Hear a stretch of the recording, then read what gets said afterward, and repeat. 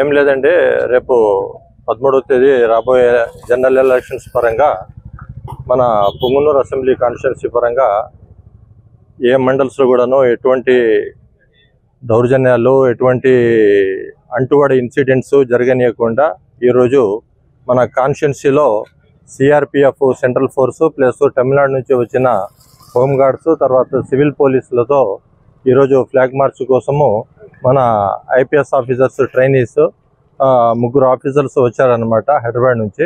వాళ్ళతో పాటు మేము మా లోకల్ ఆఫీసర్స్ అందరూ కూడాను ఈరోజు పార్టిసిపేట్ కావడం జరిగింది. దీని యొక్క ముఖ్య ఉద్దేశం వచ్చేసి ఏ విషయంలో కూడాను ఎటువంటి అంటువాడి ఇన్సిడెంట్ జరగనివ్వకుండా, వాళ్లకు ఎటువంటి అవాంతరాలు జరగకుండా ఓటర్స్ అయితేనేమి జనరల్ పబ్లిక్ అయితేనేమి ఎటువంటి ఇష్యూస్ జరగనివ్వకుండా ఈ యొక్క కార్యక్రమం చేపట్టినాము.